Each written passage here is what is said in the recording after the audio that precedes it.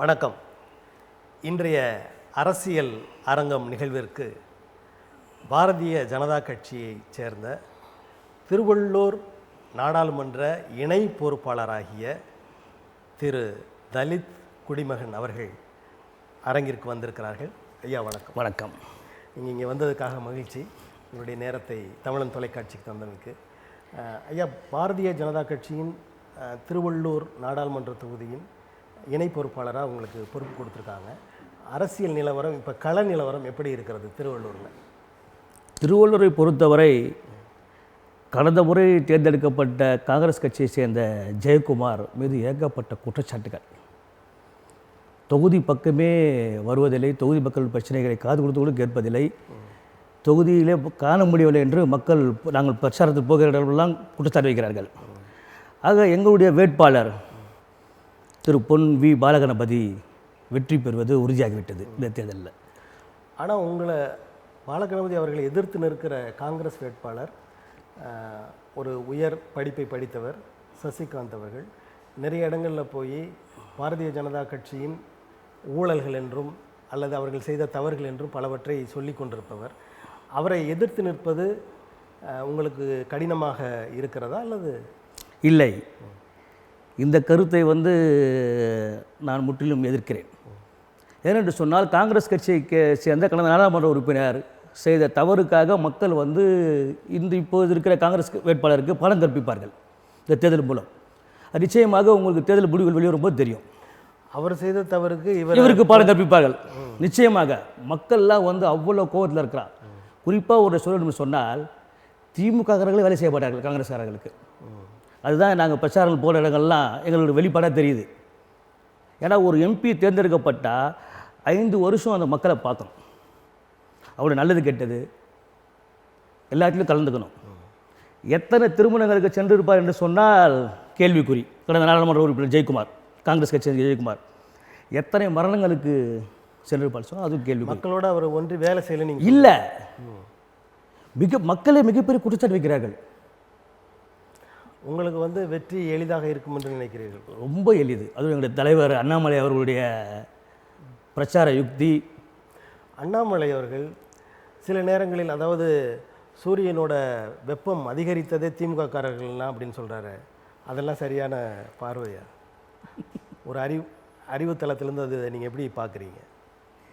தலைவர் சொன்னால் அது சரியாக தான் இருக்கும், அதை நாங்கள் ஏற்றுக்கொள்ள வேண்டியது. ஏன்னா தலைவருக்கு ஆணைக்கு கட்டுப்பட்டவர்கள் நாங்கள். சரி, அதாவது உங்களுடைய தலைமை அமைச்சர் நமது தலைமை அமைச்சர் தான் நரேந்திர தாமோதரதாஸ் அவர்கள் காங்கிரஸ் தேர்தல் அறிக்கை வந்தபோது அது ஒரு முஸ்லீம் லீக்கோட தேர்தல் அறிக்கை மாதிரி இருக்குன்னு அப்படின்னு சொன்னார். அதை நீங்கள் எப்படி பார்க்குறீங்க? காங்கிரஸுடைய தேர்தல் அறிக்கையே வேஸ்ட்டு தான். ஏன்னு கேட்டால் அந்த நாட்டை குட்டி சோறாக்கல மிக முக்கிய பங்கு காங்கிரஸ் கட்சிக்கு உண்டு. காங்கிரஸ் கட்சி சரியாக இல்லாத காரணத்தினால்தான் மக்கள் அவங்க குட்டி சோறாக்குன அந்த இந்தியாவை 10 வருடமாக அவங்களால சரி செய்ய முடியலையா? சரி பண்ணியிருக்கிறோமே. யார் சொன்ன மாதிரி குற்றச்சாட்டு? தவறான குற்றச்சாட்டு. அது மிக சரியான பிரதமர் நமக்கு கிடைத்திருக்கிறார். அற்புதமான பிரதமர் நரேந்திர மோடி அவர்கள். உண்மையிலேயே சொல்ல போனால் இப்படி ஒரு பிரதமர் சுதந்திரம் அடைந்து 75 ஆண்டுகளுக்கு பின்னர் கிடைச்ச ஒரு மிகப்பெரிய வாய்ப்பு. அற்புதமான பிரதமர். ஆனால் பிஎம் கேர் நிதி எவ்வளோ இருக்குது, யாருக்கு செலவு பண்ணோம், என்ன கொடுத்தோன்ற கணக்கே இல்லை. அப்படி ஒரு பிரதமர் தேவையா? இல்லை, அப்படி இல்லை. எல்லாமே வெளிப்படையாக இருக்குது. எங்கே வெளிப்படை? நீங்கள் தொடர்ந்து இல்லை, அது வரவே இல்லை. அது கூட நீங்கள் இப்போ எலக்ட்ரல் பாண்டு பார்த்தீங்கன்னா அந்த செய்திகள் கூட வெளியில் வரவிடாமல் பண்ணாங்க. மறுபடியும் சுப்ரீம் கோர்ட்டு போன பிறகு தான் நீதிபதிகள் அது கண்டித்த பிறகு தான் அது வெளியில் வந்தது. ஆக இப்படிப்பட்ட ஒரு தலைமை அமைச்சரை நீங்கள் சிறந்த தலைமை அமைச்சர் என்று எப்படி சொல்ல முடிகிறது? நான் மட்டும் சொல்லவில்லை, இந்தியா நம்மளோட பாரத தேசமே சொல்லுது. பிரதமர் நரேந்திர மோடி அவர்கள் மிக சரியான பிரதமர் நமக்கு வாய்த்திருக்கிறார். 75 கால சுதந்திர இந்தியாவில் இப்படிப்பட்ட பிரதமர் நமக்கு கிடைத்திருப்பது நாம் செய்த பாக்கியம். அது நேர்மறையானதா அல்லது எதிர்மறையானதா? இல்லை இல்லை, உண்மையானது, நிதர்சனமான உண்மை அது. சரி ஐயா, இப்போ சிறுபான்மையினர், தலித் மக்கள், பிற்படுத்தப்பட்டவர்கள் இவர்கள் எல்லாரும் பாரதிய ஜனதாவுக்கு எதிராக இருக்கிறார்கள் என்ற ஒரு பார்வை இருக்கிறது. இல்லையே, நீங்கள் பொதுவாக பார்த்தீங்கன்னா இஸ்லாமியர்கள் தான் அதிகமாக பாரதிய ஜனதா கட்சியில் இருக்காங்க. நீங்கள் பார்த்தீங்கன்னா பல புகைப்படங்களை பாருங்கள், பத்திரிகையில் செய்தி ஒரு அச்சம் அடைந்தது. அதாவது சிறுபான்மையினருக்கு நாங்கள் பாதுகாவலாக இருக்கிறோம், பிஜேபியோடு இருக்க மாட்டோம் அப்படின்ற காரணத்தையே சிறுபான்மையினர் மீது திணித்து தான் அவங்க வெளியில் வராங்க. அது ஒரு பொய்யான குற்றச்சாட்டு. அது நீங்கள் பார்த்தீங்கன்னா திராவிட கட்சிகள் என்றைக்குமே வந்து குல்லா போட்டு இஸ்லாமியர்கள் ஏமாற்றுவார்கள். திராவிட கட்சிகள் அது பாரம்பரியமான வழக்கமான பாணிகள் ஒன்று. அதே மாதிரி நல்லா பேசி தலித் மக்களை ஏமாற்றுவார்கள் திராவிட கட்சிகள். இவர்கள் இருவருமே ஒட்டுமொத்தமாக இஸ்லாமியர்கள், தலித்துக்கள், கிறிஸ்தவர்கள் எதிரானவர்கள் இவர்கள் திராவிட கட்சிகள். அதில் அதிமுக, திமுக வந்து வேறுபடுத்தி பார்க்க முடியாது. இருவரும் ஒரு நாணயத்தின் இரு பக்கங்கள். அப்போ அவர்கள் ஆனால் சிறுபான்மையினரின் காவலர்கள் என்று அவர்கள் தங்களை சொல்லிக் கொள்கிறார்கள். அதற்கு ஏற்றாற்போல் பாரதிய ஜனதா கட்சியின் செயல்பாடுகள் அமைகின்றன. சில இடங்களில் தலித் மக்களை கொடுமைப்படுத்துகிறாங்க. முஸ்லீம் ஒருத்தர் கறி வச்சுருந்தான்னு சொல்லிட்டு அவரை கொலை பண்ணாங்க. இந்த மாதிரி விஷயங்களில் பாரதிய ஜனதா கட்சியினர் ஈடுபடுகிறார்கள். அப்போ நீங்கள் சிறுபான்மையினர் எப்படி உங்களுக்கு வாக்களிப்பாங்க, உங்களோட எப்படி இணைவார்கள் என்று நீங்கள் நம்புகிறீர்கள்? இல்லை சார், ஒட்டுமொத்தமாக நீங்கள் ஒன்று பார்க்கணும். 140 கோடி மக்கள் கொண்ட நம்முடைய பாரத தேசத்தில் அங்கொன்றுமா இங்கொன்றுமா சின்ன சின்ன பிரச்சனைகள், தவறுகள் நடக்க தான் செய்யும். அதை வைத்து ஒட்டுமொத்தமாக நீங்கள் வந்து ஒரு தேசத்தை ஆளக்கூடிய மிகப்பெரிய சக்தியான பாரதிய ஜனதா கட்சி குறை சொல்ல முடியாது, குறை காண முடியாது. அதாவது என்னது, ஒரு துளி நஞ்சு விழுந்தாலும் அந்த முழுசும் நஞ்சாயிடுன்னு சொல்லுவாங்க. அப்போ சிறு குறைகளும் குறைகள் தானே, அதெல்லாம் தீர்க்கப்படுது இல்லையா? இப்போது சம்பவங்கள், நிகழ்வுகள் அன்றாட நடந்து கொண்டு தான் இருக்கும். அதன் பின்னர் அதுக்கு வந்து நாம் வந்து நாட்டு ஆளுக்கு நாம் வந்து அதுக்கு பொறுப்பேற்று அதுக்கு சரியான தீர்வை நம்ம சொல்லி கொண்டு இருக்கிறோம். சரி, இப்போ அதாவது நீங்கள் அதை சரி பண்ணுறீங்கன்னு சொல்கிறீங்க. ஆனால் இந்த விவசாயிகள் நடத்திய போராட்டத்தில் ஒரு அமைச்சர், அவருடைய மகன் ஜீப்பை விட்டு ஏற்றுறாரு. 4 விவசாயிகள் கொல்லப்படுகிறார்கள். ஒரு ஊடகவியலாளர், பத்திரிகையாளரும் இறக்கிறார். ஆனால் அந்த அமைச்சருக்கு மறுபடியும் நாடாளுமன்றத்தில் நிற்பதற்கான சீட்டு கொடுக்குறாங்களே, அது எப்படி? அது கட்சி தலைமை எடுத்த முடிவு. பாரதிய ஜனதாவை பொறுத்த வரைக்கும் தமிழகத்திலே வேரூன்ற முடியாது. தமிழகத்தில் திராவிட கட்சிகளின் துணை இல்லாமல் அல்லது அவர்கள் தோளின் மேல் உட்காராமல் இவர்களால் ஒன்றும் செய்ய முடியாது என்று திராவிட கட்சிகள் கூறி வருகின்றன. இல்லை, அவர்கள் கூறி வருவது முற்றிலும் பொய்யானது. இன்றைக்கு அந்த நிலைமை மாறிவிட்டது. தமிழ்நாட்டில் இருக்கிற 39 தொகுதிகளில், புதுவை உள்பட 40 தொகுதிகளில் தாமரை மலர்ந்து கொண்டிருக்கிறது. அதோட வெளிப்பாடு உங்களுக்கு ஜூன் 4 வந்து தெரிய வரும், ரிசல்ட் தெரிய வரும். தாமரை மலரும் என்று அதிகமாக சொன்னவர் தமிழிசை சவுந்தரராஜன் அவர்கள். ஆனால் அவர்கள் இருந்த வரைக்கும் மலராமல் போய்விட்டது. இல்லை, தாமரை வந்து அவர் காலத்திலும் அவருக்கு அடுத்தபடியாக வந்த இன்றைக்கு மத்திய அமைச்சர் தலைவர் முருகன் காலத்திலும் இன்றைக்கு மிகப்பெரிய எழுச்சி தலைவராக இருக்கின்ற தலைவர் அண்ணாமலை காலத்தில் உங்களுக்கு தாமரை மலர்ந்து கொடுக்குது. அது ஜூன் 4 உங்களுக்கு வெளிப்படையாக தெரிய வரும். 40 தொகுதிகளிலுமே தாமரை மலர்ந்து வெளிவரும் 4ஆம் தேதி. சரி, அதை நீங்கள் பார்க்க போகிறீர்கள். இப்போ உங்களோட கூட்டணியில் வந்து ஒரு பெரிய கட்சியாக பாட்டாளி மக்கள் கட்சி இணைந்து செயல்பட்டு கொண்டிருக்கிறது. அவங்களுடைய வரவு உங்களுக்கு சாதகமாக இருக்குமா அல்லது பாதகமாக இருக்குமா? கூட்டணி என்பது ப்ளஸ்ஸுக்காக தான், யாரும் மைனஸுக்காக கூட்டணி சேர்ப்பதல்ல, ப்ளஸ்ஸுக்காக தான் கூட்டணி சேர்ப்பது. ஆக அவர் ஒரு மூத்த தலைவர், தமிழ்நாட்டில் இன்றைக்கி இருக்கிற மூத்த தலைவர் எங்களுடைய கூட்டணியில் இருக்கார். அவங்க மேலே குறைபாடுகள்லாம் சொல்லப்படுகிறது. எப்படின்னு கேட்டிங்கன்னா, அது ஒரு சாதி கட்சி. இன்னொன்று, ஒவ்வொரு தேர்தலிலும் அவர் கடைசி நேரம் வரை பேரம் பேசிக்கொண்டு எங்கே பேரம் படுகிறதோ அங்கு இணைந்து விடுவார். இப்படிப்பட்ட குற்றச்சாட்டுகள்லாம் இருக்குது. ஒவ்வொரு கட்சியுடைய வளர்ச்சிக்கும் எதிர்காலத்துக்கும் அந்த தலைவர்கள் எடுக்கிற முடிவு வந்து சரியானதாக அந்த கட்சி நிர்வாகிகளால் பொறுப்பாளர்களால் பார்க்கப்படும். அப்படிப்பட்ட அந்த நிர்வாகிகளுடைய மனநிலை அறிந்து தான் அந்த தலைவர் முடிவெடுக்கிறார். அதை நம்ம குற்றமோ குறையோ நம்ம காண முடியாது. அந்த கட்சியுடைய நிலைப்பாடு அது. அதாவது உறுப்பினர்கள் வந்து தலைவர் என்ன சொன்னாலும் சரி என்று நினைத்து கொண்டு செயல்படுவது சரியா? பொதுவாக சொல்லுங்கள்.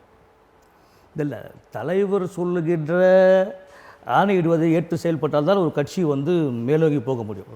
தலைவருக்கு நம்ம எதிர்கருத்தோ மாற்று கருத்தோ கூறி நம்ம செயல்பட்டால் அது வந்து நம்ம முன்னேற்ற நோக்கி பயணிக்க முடியாது. முன்னேற்ற நோக்கி பயணிக்கணும்னா அது தலைவர் எடுக்கிற முடிவு மக்களை பாதிக்கிறது.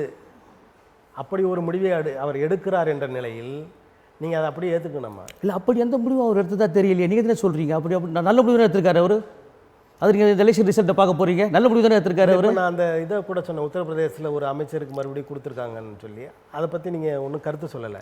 ஆனால் அந்த மாதிரி நிகழ்வுகளில் அதை எதிர்த்து இது சரியில்லை என்று சொல்ல நிர்வாகிகளோ உறுப்பினர்களோ இல்லை கருத்துக்கள் வந்து சொல்கிறதுக்கு யாரும் தயங்குவதில்லை. நிர்வாகிகளோட கருத்துக்களை தலைவர்கள் கேட்க தயாராக இருக்கிறார்கள். அதுக்கப்புறம் கட்சி எடுத்த முடிவுக்கு நிர்வாகிகளும் தொண்டர்களும் நம்ம கட்டுப்படுத்த ஆக வேண்டும்.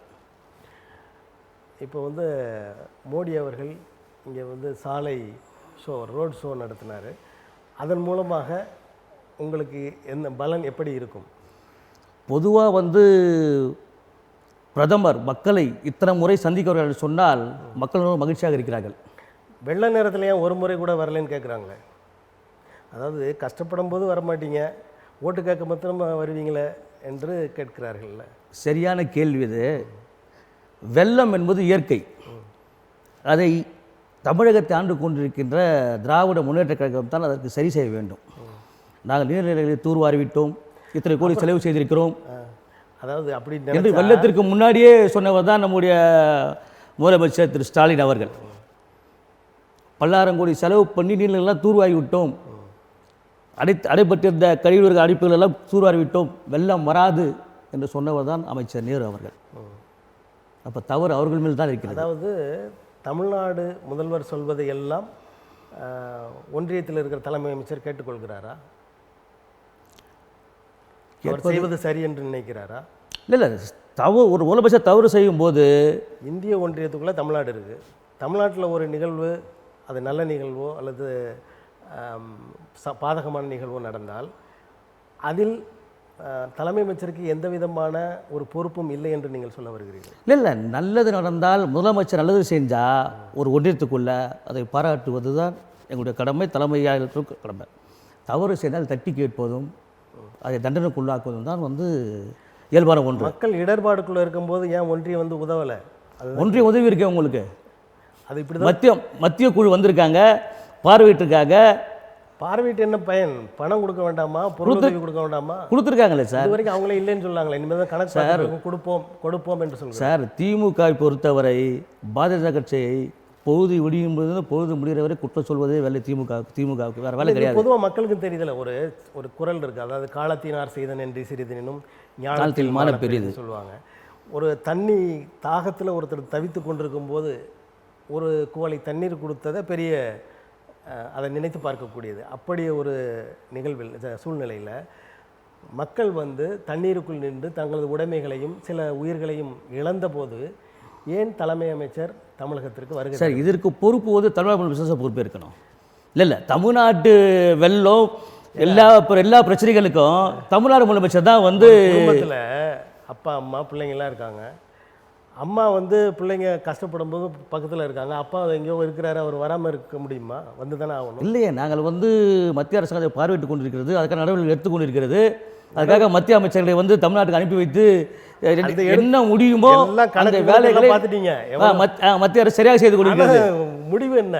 உதவிகளே வரவில்லையே, பொருளாதார உதவி வரல. இவங்க கையிலிருந்து இருக்கிறதை போடுறாங்க, கடன் வாங்குறாங்க. கடன் வாங்குறதுக்கு கூட நீங்கள் வந்து அனுமதி கொடுக்கறதில்ல. இப்படியான குற்றச்சாட்டுகள்லாம் சார். திமுக அரசு பொதுவாகவே ஒரு திராணியற்ற அரசு சார்.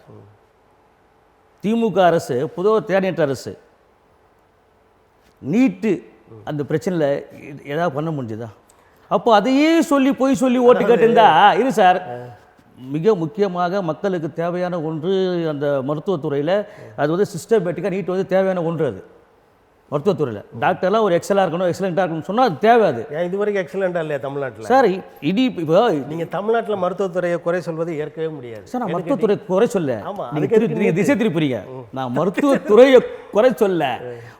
வரகிற மாணவர்கள் தான் நீட்டு, டாக்டருக்கு நீட்டு கிடையாது, டாக்டர் முடிச்சல் நீட்டு கிடையாது, வரப்போகிற ஸ்டூடெண்ட்ஸ் தான் நீட்டு. அந்த மருத்துவர்கள் தான் மருத்துவக் கல்லூரிகளில் மாணவர்களுக்கு கற்பிக்கிறார்கள். ஆக இவர்கள் குறைவான திறமையோடு வெளியே வருவார்கள் என்று நம்ம சொல்லுவோம். எக்ஸாம் சிஸ்டத்தில் நாம் எக்ஸாம் சிஸ்டத்தை ஏற்றுக்கணும் முதல்ல. அதான் வந்து சிறந்த கல்வியாளர்கள் உருவாக்க முடியும். நம்ம எக்ஸாம் சிஸ்டத்தை ஏற்றுக்கலன்னு சொன்னால் சிறந்த கல்வியாளர் உருவாக்க முடியும். எக்ஸாம் சிஸ்டத்தில் நீட் வருது, அப்புறம் அது வேணான்னு சொன்னால் எப்படி? முதல் வகுப்புலேருந்து 12ஆம் வகுப்பு வரைக்கும் பிள்ளைகளுக்கு வந்து பொது தேர்வு எல்லாம் வச்சு வடிகட்டி தான் வராங்க. அந்த +2 தேர்வு தேவையில்லை, இன்னொன்று படித்து நீ வாங்கினா அது என்ன நியாயம்? இப்போது நீங்கள் தேர்வு சிஸ்டத்தை உங்களுக்கு தெரியும், நான் சொல்ல வேண்டியதில்லை. 10th எப்படி பாஸ் ஆகும்போது தெரியும், 12th எப்படி உங்களுக்கு தெரியும். உண்மையாக படித்து வரவங்க நிறையா இருக்காங்க, அதை நீங்கள் சொல்ல முடியாது. இல்லை சார், நீங்கள் சிஸ்டத்தை பாருங்கள். ஆனால் ஒரு உயிர் காக்கும் துறை மெடிசன், அந்த துறையில் நீட்டை நீங்கள் எதிர்க்கிறீங்கன்னு தான் இப்போ நாங்கள் கேட்குற கேள்வி. நீட்டு வச்சா என்ன? ஏன்னா பசங்க நீட் எழுதக்கூடாதா? இன்றைக்கி நீட்டில் நீங்கள் பார்த்தீங்கன்னா பழங்குடியினத்தை சேர்ந்தவர்கள், பட்டியலத்தை சேர்ந்தவர்கள் வெற்றி பெற்றிருக்காங்க. சாதாரண மக்கள் ப்ளஸ் டூவில் சேர்க்குறது, ப்ளஸ் ஒனில் சேர்க்குறதுக்கோ ப்ளஸ் டூவில் சேர்த்து ஃபீஸ் கட்டுறதுக்கோ ரொம்ப சிரமப்படுறாங்க கிராமப்புறங்களில். அவங்க தனியாக அந்த நீட்டுக்கு பிள்ளைங்களை படிக்க வைக்கணும், அதுக்காக செலவு செய்யணுன்ற சூழலில் அது ஒரு பெரும் சுமை தானே? இல்லை, சுமை கிடையாது. இப்போ நாங்கள் தான் வந்து சொல்லிட்டோம், ஒரே நாடு, ஒரே தேர்தல், ஒரே சட்டம், ஒரே கல்வி முறை, எல்லாத்தையும் ஒரே ஜாதின்னு சொல்லுவீங்களா? ஒரே ஜாதின்னு சொல்லுவீங்களா? வரும், அடுத்து வரும் அதுக்கான காலம் கனியும். ஏனென்றால் அதை சொல்ல முடியாது உங்களால். காலம் கனியும். வந்து தொடங்கிய அந்த வர்ணாசிரம கொள்கையில் தான் இந்த பாரதிய ஜனதா கட்சியும் இருக்கிறது. ஆக ஒரே சாதி என்று சொல்வதற்கான வாய்ப்புகளே கிடையாது. மற்றதை வேணால் சொல்லிட்டு மக்களை ஏமாற்றிட்டு இருக்கலாம். இல்லை, ஏமாத்துது சார். இது வந்து எங்களுக்கு மக்கள் கொடுத்துருக்கிற இந்த ஆட்சி அதிகாரத்துக்கு நாங்கள் மக்களுக்கு செய்ய வேண்டிய டியூட்டிஸ், கடமை. சரி, நாங்கள் ஏமாத்தலை, கடமை செய்கிறோம். ஒரே தேர்தல், ஏன் 5-6 கட்டங்களாக தேர்தலை நடத்துகிறீர்கள்? ஒரே நாளில் நடத்துவதற்கான வலிமை, ஆற்றல் இல்லை சார், வாய்ப்புகள் உங்களுக்கு அடுத்த பார்லிமெண்ட் இதெல்லாம் நீங்கள் பார்த்தீங்கன்னா ஒரே கட்டமாக தான் இருக்கும். ஏன்னு கேட்டிங்கன்னா ஒரே சிஸ்டத்தில் தான் இருக்கும். இது வந்து ஒரு எக்ஸ்பீரியன்ஸ், எலெக்ஷன் கமிஷன் ஒரு எக்ஸ்பீரியன்ஸு, அதுக்கு என்ன ஒரு எக்ஸ்பீரியன்ஸ் அவங்க அடுத்தது செய்வாங்கன்னு உறுதி. ஆமாம். இப்போது நடிகர் சரத்குமார் அவர்கள் மக்களுடைய, அதாவது அவருடைய கட்சி தொண்டர்களை பற்றி அவர்களிடம் எதுவும் கேட்காமல் ஒரே இரவிலே பாரதிய ஜனதா கட்சியுடன் தனது கட்சியை இணைத்தார். அதை பற்றி உங்களுக்கு கருத்து என்ன? அது ஒரு நல் வரவு, அது நாங்கள் வெல்கம் பண்ணுறோம். உங்களுக்கு நல் வரவு வெல்கம் பண்ணுறோம். அந்த சமத்துவ கட்சியில் இருந்த உறுப்பினர் நிர்வாகிகளுக்கு அது எப்படி இருந்தது? இல்லை சார், இன்றைக்கி திரு சரத்குமார் அவர் எடுத்த ஒரு முடிவு, இன்றைக்கி ராதிகா சரத்குமார் வந்து பார்லிமெண்ட்டுக்கு போகிறாங்க, வெற்றி பெறுறாங்க. இப்போ ஜூன் 5ஆம் தேதி டைமில் பேசுகிறீங்க, 4ஆம் தேதி 5ஆம் தேதி நினைவில் பேசிகிட்டு இருக்கீங்க. ஆமாம், வெற்றி பெறுறாங்க. அதை நோக்கிய பயணம் தான் அவர் எடுத்திருக்காரு, அதை நோக்கிய முடிவு தான் அது. அவர்களை எதிர்த்து தேசிய திராவிட முன்னேற்ற கழகத்தினோட விஜயகாந்த் அவர்களின் மகன் இருக்கிறார். அவர் வந்து வலிமையான ஒரு வேட்பாளர் என்று கருதப்படுகிறது. ஏற்கனவே அங்கே வந்து சட்டமன்றத்திலாம் அந்த கட்சி வெற்றி பெற்றிருக்கிறது. அப்படிப்பட்ட சூழலில் ராதிகா சரத்குமார் வெற்றி பெறுவது இயலாது என்று கட்சிகள் கூறும். இல்லை, அங்கே வந்து போட்டி வந்து எங்களுக்கும் காங்கிரஸுக்கும் தான் போட்டி. அதிமுகவோ தேமுதிமுகவோ எங்களுக்கு போட்டி கிடையாது, அங்கே வந்து காங்கிரஸ் தான். அதாவது அதிமுக சொல்கிறது, இந்த தமிழ்நாடு சட்டமன்றத்தில் இருக்கிற 4 பாரதிய ஜனதா கட்சி எம்எல்ஏக்கள், சட்டமன்ற உறுப்பினர்கள் நாங்கள் போட்ட பிச்சை என்று சொல்கிறார்கள். இதையே நாங்கள் திருப்பி சொன்னால் நல்லா இருக்குமா? இதையே நாங்கள் திருப்பி சொன்னால் நல்லா இருக்குமா? அதாவது நிறைய வச்சுருக்கிறவங்க கொஞ்சம் கொடுக்கலாம், அவங்க நிறைய பேர் இருக்கிறாங்க, கொஞ்சம் கொடுத்துருக்காங்க. நீங்கள் இன்னும் 4 பேர் தானே இருக்கிறீங்க, நீங்கள் எப்படி நீங்கள் கொடுத்தேன்னு சொல்ல முடியும்? இது வந்து எடப்பாடியார் பேசுவது வந்து ஒரு தவறான பேச்சு. அவருக்கு வந்து என்ன பேச தெரியாத எடப்பாடி பேசிகிட்டு இருக்காரு. நீங்கள் எடப்பாடி தேர்தல் பிரச்சார கூடலாம் நீங்கள் போய் பாருங்களேன், என்ன நம்ம பேசுகிறோம் அப்படின்னு தெரியாமல் வளர்த்துக்காரு, பேசிகிட்டு இருக்காரு அவர். அவங்க அண்ணாமலை தான் அப்படி சொல்கிறாங்க, அவர் என்ன பேசுகிறதுனே தெரியாமல் பேசுகிறாரு. இல்லை, எங்கள் தலைவர் வந்து மிக சரியாக, மிக அற்புதமாக, மிக ஆழமாக பேசிக்கொண்டு வருகிறார். 20,000 புத்தகங்களை படித்தவர் அப்படின்னு சொல்கிறாரு, படித்திருக்கிறேன்றாரு. உண்மையிலே சார், இப்போ அவருடைய திறமை, அவருடைய ஆளுமை பார்த்தா இன்றைக்கி வந்து அவர் வந்து தலைவராக வந்து கொண்டு வந்திருக்காங்க. ஆக தலைவர் அண்ணாமலை அவருடைய காலத்தில் மிகப்பெரிய, அதில் தான் நாங்கள் எழுச்சி தலைவர்னு கூப்பிட்றோம் அவரை. எங்களுடைய எழுச்சி தலைவர் அவர் திரு அண்ணாமலை அவர்கள். எங்களுக்கு எழுச்சி தலைவர், அதாவது கொஞ்சம் உணர்ந்து வரலாறை தெரிந்து பேசுவது தானே சரியாக இருக்கும். ஒரு காலத்தில் சொன்னார், 20ஆம் நூற்றாண்டில், சென்ற நூற்றாண்டில் திப்பு சுல்தான் வந்து இங்கே காளிகாம்பா கோயிலுக்கு வந்துட்டு போனார் அப்படின்னு சொல்கிறாரு. அதெல்லாம் சரியான கருத்தா? இந்த கேள்வியை நீங்கள் தலைவருக்கு தான் கேட்க வேண்டும். சரி, இப்போ தொண்டர்கள் தலைவரை அவர் செய்வதெல்லாம் சரி என்று சொல்கிறீர்களா, அல்லது அவர் கொஞ்சம் மாற்றிக்கொள்ள வேண்டும் என்று நினைக்கிறீர்களா? இல்லை, தலைவர் வந்து செய்கிறதுலாம் சரிதான், போக போக அது வந்து சரியாக கிடைத்துவிடும். இல்லை, சரியாகிவிடும், போக போக சரியாகிவிடும். ஏன்னா இன்றைக்கு வந்து ஸ்பீட் அரசியல் தேவைப்படுகிறது, வேகமான அரசியலும் விவேகமான அரசியலும் இன்றைக்கு வெற்றிக்காக தேவைப்படுகிறது. இப்போது கோயம்புத்தூர் தொகுதியில் உங்கள் தலைவர் நிற்கிறார். எத்தனை வாக்குகள் வித்தியாசத்தில் அவர் ஏன்னா வெற்றி பெறுவார் தான் சொல்ல போகிறீங்க, எத்தனை வாக்குகள் வித்தியாசத்தில் வெற்றி பெறுவார் என்று நீங்கள் நினைக்கிறீர்கள்? ஏன்னா நம்முடைய பாரத பிரதமர் 400க்கு மேல் என்று சொல்லிவிட்டார். ஆக நாங்கள் வந்து அதிகப்படியான லட்சத்துக்கு அதிகமான ஓட்டுகள் வித்தியாசத்தில் தான் தலைவர் வெற்றி பெறுவார்.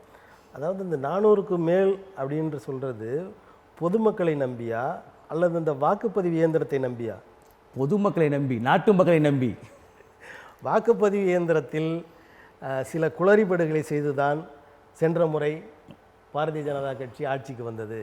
இந்த முறையும் அப்படித்தான் நடக்கும், அதை வைத்து தான் அவர் அப்படி சொல்கிறார் என்று கருத்துக்கள் வரும். சார், நான் பரீட்சையில் பாஸ் ஆகிடுவேன் அப்படின்னு தேர்வு எழுதுகிற மாணவன் சொல்கிறது ஒரு நம்பிக்கையில்.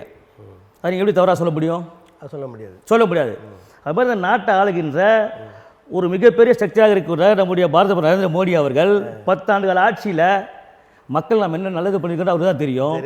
அந்த நம்பிக்கையில் அவர் சொல்கிறாரு. சரி, அந்த உதாரணம் சொன்னீங்க அந்த மாணவனை பற்றி. அந்த மாணவன் நான் வெற்றி பெறுவேன் என்று சொல்லிவிட்டு அந்த பக்கம் புத்தகத்தை எடுத்து காப்பி படித்து அடித்து எழுதினார்னா அவரும் வெற்றி தான் பெறுவார்.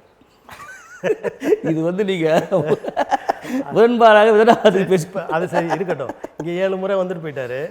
இந்த மணிப்பூர் வந்து பெருசாக பேசப்பட்ட ஒரு துயர சம்பவம். அதற்கு ஏன் அவர் செல்லவில்லை? அங்கே ஏன் செல்லவில்லை? பாதிக்கப்பட்ட மக்களை சந்திக்கவில்லை, ஒரு ஆறுதல் கூறவில்லை, ஏன்? உள்துறை அமைச்சர் திரு அமித்ஷா அவர்கள் சென்றார், பார்த்தார். அதாவது வாக்கு வாங்க மட்டும்தான் அவங்க நரேந்திர தாமோதரதாஸ் வருவாரா? இல்லை அப்படி சொல்ல முடியாது.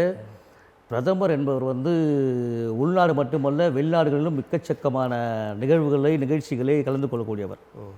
இன்றைக்கு தேர்தல் நேரம் வந்து தான் ஆகணும், தமிழ்நாட்டுக்கு வந்து கொண்டிருக்கிறார். அதை தவறாக நம்ம எப்படி சொல்ல முடியும்? நான் மதிக்கிறவங்களை, நீங்கள் ஒரு சிறந்த தமிழர்.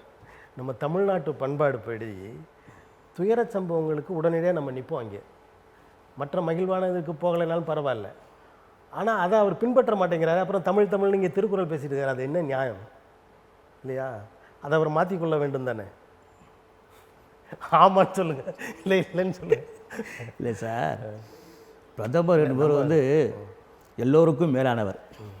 மக்கள் வந்து தேர்ந்தெடுக்கப்பட்டு அவர் ஆட்சி அதிகாரத்தை அமர வச்சிருக்காரு. எல்லாருக்கும் மேலானவர்னு சொல்ல முடியாது. பதவியில் வேணால் மேலானவராக இருக்கலாம். எல்லா மனிதர்களுக்கும் ஒரு வாக்கு தான். அது எந்த பதவியில் இருந்தாலும் எந்த சாதியாக இருந்தாலும் ஒரு வாக்கு தான். ஆக எல்லா மனிதர்களும் சமம். அதான் மக்களாட்சி. அந்த மக்களாட்சியை அவர் முடியாட்சியாக மாற்றி விடுவாரோ என்ற ஐயம். இல்லை சார், இது வந்து உங்களுக்கு ஒரு கற்பனையான ஒரு பயம் சார். உங்களுக்கு பொதுவாகவே ஒரு கற்பனையான பயம். பயப்படலை யார்? இது வந்து அதாவது சந்தேக பார்வை. இல்லை இது வந்து திராவிட மாடல் சொல்கிற திமுகர்கள் செய்த யுத்தி சதி எல்லாரும் அப்படி பேச வைக்குது.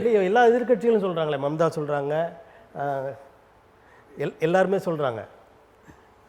இதை பற்றி நாம் விரிவாக பேசுவோம். சிறிய விளம்பர காட்சிக்கு பின் இந்நிகழ்ச்சி தொடரும்.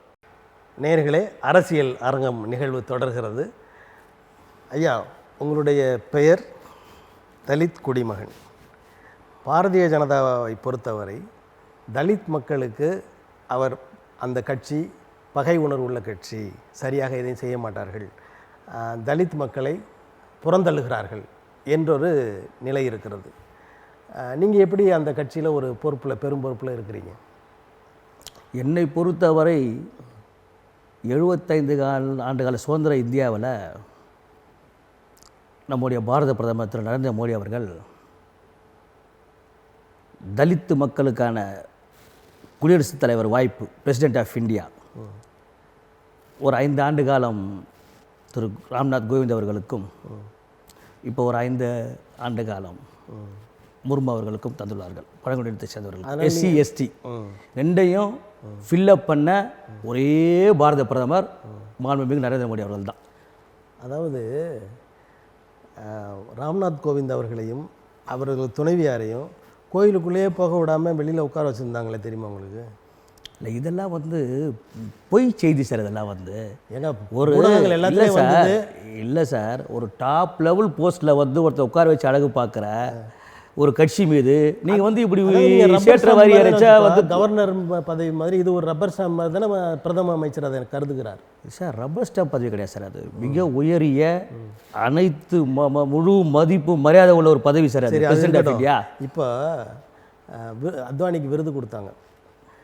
அப்போ வந்து இந்த அம்மா நம்ம முதல் குடிமகள் அவங்க வந்து நின்றுட்டு இருக்காங்க, அவங்க 2 பேரும் உட்காந்துருக்காங்க. இது ஒரு அவமரியாதையாக நீங்கள் நினைக்கலையா சார்? அது வந்து அவர் மரியாதை கிடையாது சார். விருது அவர் வந்து வயசு முதியோரில் எழுந்துக்க முடியாமல் இருக்கார் நம்ம அத்வானி அவர்கள். இந்த அம்மா விருது கொடுக்குறாங்க. நீங்கள் அந்த இடத்துல பொறுப்புகளை பார்க்கணுமே தவிர நீங்கள் வயதை நீங்கள் யோசிக்க முடியாது. இப்போ ஒரு சார் இப்போது நீங்கள் பார்த்தீங்கன்னா ஜனாதிபதி விருது கொடுக்கும்போது எந்த ஜனாதிபதியாக இருந்தாலும் நடக்க முடியாதவங்க வீல் சேரில் போவாங்க, ஏந்துக்க முடியாதவங்க இப்படி தான் வந்து விருது கொடுப்பது வழக்கம். அதாவது அத்வானி அவர்களுக்கும் குடியரசுத் தலைவர் அவர்களுக்கும் இருந்த அந்த நிகழ்வை நான் பேசலை. பக்கத்தில் ஒருத்தர் உட்கார்ந்துருந்தார், பிரதமர் அவர்கள் பக்கத்தில் அமர்ந்திருக்கிறார். ஆனால் இந்திய ஒன்றியத்தின் முதல் குடிமகள் நின்று கொண்டிருக்கிறார். அதாவது ஒரு அவமரியாதை இல்லையா? அதை வந்து நாங்கள் வந்து அவமரியாதையாக பார்க்கல சார். அது அவமரியாதை கிடையாது. பத்திரிகைகள் ஊடகங்கள் தான் வந்து செய்தியை வந்து பெருசாக்குது. அதாவது தலித் மக்கள் வந்து இதையெல்லாம் அவமரியாதை நினைக்கலன்றீங்களா சார்? அது ஒரு அவமரியாதை கிடையாது சார். நீங்கள் சார் இன்ன வரைக்கும் திமுக ஆட்சியில் வேங்க வயலில் குடிநீர் தொட்டியில் மலத்தை கலந்துருக்காங்க. அந்த விஷயத்தில் இன்ன வரையும் யார் அதை குற்றவாளி கண்டுபிடிக்க முடியல. தமிழ்நாடு காவல்துறையில், தமிழ்நாடு போலீஸில், தமிழ்நாடு முதலமைச்சரால் எவ்வளவோ சோதனைகள், எல்லா சோதனையும் பண்ணி முடிச்சிட்டாங்க, இன்னொன்று கண்டுபிடிக்க முடியல. இதெங்க போய் சொல்லுவீங்க நீங்கள்? அதற்கான நடவடிக்கைகள் தொடர்ந்து இது எங்கே போய் அந்த நடவடிக்கைகளை எடுத்துக்கிட்டு இருக்கிறோம் அப்படின்ற செய்திகள் 1.5 வருஷமாவா? 1.5 வருஷமா செயின் திருடுறவனை உறவுல பிடிச்சேன்னு சொல்கிறாரு போலீஸு, கொலை பண்ணவனை ஸ்பாட்டில் பிடிச்சேன்னு சொல்கிறாங்க. ஒரு குடிநீர் தொட்டியில் மலத்தை கலந்தவனில் இன்ன வரைக்கும் யாருமே கண்டுபிடிக்கும், எல்லா சோதனையும் பண்ணி முடிச்சாச்சு. இதுதான் திராவிட மாடு ஆட்சியுடைய அப்புறம் அவலம். சரி, அப்புறம் ஏன் உங்களுக்கு தலித் அந்த பழங்குடி மக்கள் இவங்கெல்லாம் வந்து அதிகமாக வாக்களிக்காத ஒரு கட்சியாக பாட்டாளி மக்கள் இது பாரதிய ஜனதா கட்சி இருக்கிறது இல்லையா? இன்றைக்கி மிகப்பெரிய வாக்கு வங்கியோ பாரதிய ஜனதா கட்சியுடைய வாக்கு வங்கியே SC/ST தான், பட்டியல் பழங்குடியின மக்கள் தான். இல்லை, வாக்கு பதிவு விகிதத்தை பார்த்தா அது குறைவாக தான் இருக்குது. இல்லை சார், தலித் இந்த தேர்தலில் நீங்கள் செக் பண்ணி பாருங்கள், ஜூனுக்கு அப்புறம். ஆமாம், பட்டியலில் பழங்குடியின மக்களோட வாக்கு சதவீதம் அதிகமாக பாரதிய ஜனதா கட்சிக்கு தான். நான் தலித் குடிமகனே சொல்கிறேன், வெளிப்படையாக சொல்கிறேன். சரி, உங்களோட ஃபினான்சியர்கள் அதானி அம்பானி பற்றி சொல்லுங்கள். அதாவது இன்றைக்கி ராகுல் காந்தி ஒரு தகவல் சொல்லியிருக்கிறார். நம்ம இந்திய ஒன்றியத்தில் 22 பேர்கிட்ட இருக்கிற சொத்து மதிப்பு 80 கோடி பேர்கிட்ட இல்லை. அவ்வளவு சொத்தை அந்த 22 பேர் மட்டும் வச்சுருக்கிறாங்க. இது சரியான? சார், நீங்கள் பொதுவாகவே பார்த்தீங்கன்னா தேர்தல் காலத்தில் அன்றைக்கி காங்கிரஸ் கட்சியை பார்த்து சொல்லுவாங்க டாடா பிர்லா சப்போர்ட் பண்ணுறாங்கன்னு. இன்றைக்கி எங்களோட பாரதிய ஜனதா கட்சியை பார்த்து அதானியும் அம்பானியும் சப்போர்ட் பண்ணுறான்னு சொல்கிறாங்க. இது வந்து இப்போ மேடை பேச்சுக்கோ தெரு பேச்சுக்கோ உதவும் சார். இது வந்து அன்றைக்கி சொன்னது தான் அப்படியே மாற்றி சொல்லிட்டு இருக்காங்க. இதெல்லாம் ஒரு பெருசாக தந்தா அப்போ இன்றைக்கி வந்து தமிழ்நாடு கவர்மெண்ட்டுக்கு வந்து சொல்கிறாங்க ஜாபர் ஷாதிக்கு G² சொல்லிட்டு இருக்கிறாங்க. எல்லாம் வந்து மேடை பேச்சு தெரு பேச்சு ஈடுபடும். அதெல்லாம் வந்து பிரதமர் அவர்கள் வெளிநாட்டு பயணங்களில் அதானியை பின்னாடியே கூட்டி கொண்டு செல்வது ஏன்? அதாவது அவர் இங்கே இருக்கிற ஒரு முதலாளி, அவர் இருந்துட்டு போகிறாரு. ஆனால் இவர் போகிற இடம்லாம் அவரையும் கூட்டிகிட்டு போய் அவருக்கு தொழில் நிறுவனங்களோட புரிந்துணர்வு ஒப்பந்தம். பொதுவாகவே சார், தேர்ந்தெடுக்கப்பட்ட ஒரு முதலமைச்சராகட்டும் பிரதமராகட்டும் நாட்டுக்கு என்ன தேவை என்பதற்காக தான் வந்து வெளிநாடுகளுக்கு போகிறாங்க, முதலீடுகளை ஈர்ப்பதற்கு. அந்த வகையில் அவர் வந்து முதலீடுகளை இந்தியாவுக்குள் கொண்டு வருவதற்கு, நாட்டுக்கு கொண்டு வருவதற்கு போகிறாங்க, வராங்க. வந்து பொதுவாக தவறான கணக்கில் பார்க்க முடியும். அது வந்து பொதுவாக இருக்கணும். இங்கே இந்திய ஒன்றியத்தில் இருக்கிற எல்லா முதலாளிகளுக்கும் அது பிரித்து கொடுக்கலாம், இல்லை பொதுவாக அதை இது யாருக்கு வேணுன்றதை கேட்கலாம், இல்லை டெண்டர் மூலமாக இதை பண்ணலாம். ஆனால் இவர் எங்கே போனாலும் பின்னாடியே கூப்பிட்டு போகிறாரு. அங்கே அவங்களோட பேசி உடனே அவருக்கு அதை வந்து இப்போ நீங்கள் எல்லாமே பொதுவாக இருக்கணும்னு சொல்கிறீங்க இல்லையா? இப்போ நீங்கள் தமிழ்நாடு எடுத்துக்கிங்கன்னா ஒரு சில ஒர்க்கை சில பெரிய பெரிய கனெக்ட் தான் பண்ணுவோம், எல்லாரும் பண்ண முடியாது, நீங்கள் நான் பண்ண முடியாது. ஒரு சில ஒர்க்குக்கு இவங்க தான் தகுதியானவங்க, இவங்களால தான் பண்ண முடியும், அவங்கள தான் கூப்பிட்டு கொடுப்பாங்க. கடைக்கோட்டில் ஒரு ஒர்க்கு ஒரு கான்ட்ராக்டர் கொடுக்க முடியாது. அதாவது அது மாதிரி இந்தியாவில் இதை இவங்களால் தான் பண்ண முடியும். பதிவு செய்யப்பட்ட செயல்படாத நிறுவனங்களுக்கெல்லாம் இந்த மாதிரியான செயல்பாடுகளில் பாரதிய ஜனதா கட்சி உதவி இருக்கிறது. இல்லை, நீங்கள் தவறாக சொல்கிறீங்க, இருந்தால் ஆதாரம் கொடுங்க. சரி, ஆதாரம் நிறையா இருக்குது. இப்போ நாங்கள் ஊடகத்தை பார்த்தாலே நிறையா தெரியும். அடுத்ததாக வந்து நரேந்திர தாமோதரதாஸ் அவர்கள் 10 ஆண்டுகளாக இந்த ஒன்றியத்தை ஆண்டிருக்கிறார். இறுதி காலத்தில் அவர் வந்து கச்சத்தீவை மீட்கவில்லை, இவர்கள் செய்த சதி என்று குற்றம் சாட்டுகிறார். இந்த 10 ஆண்டுகள் இவர் ஏன் அதை மீட்கவில்லை, அதற்கான எந்த விதமான ஒரு சிறு துரும்பை கூட கிள்ளி போடவில்லை என்று எதிர்க்கட்சிகள் பேசுகின்றன. உண்மை வெளிவந்திருக்கிறது. கச்சத்தீவுக்கு காங்கிரஸும் திமுகவும் பண்ண துரோகம் இன்றைக்கு வெளிக்கொண்டு வரப்பட்டிருக்கிறது. அது உங்களுடைய எழுச்சி தலைவர் திரு அண்ணாமலை அவர்களால் இன்றைக்கு அது வீதிக்கு வந்திருக்கிறது.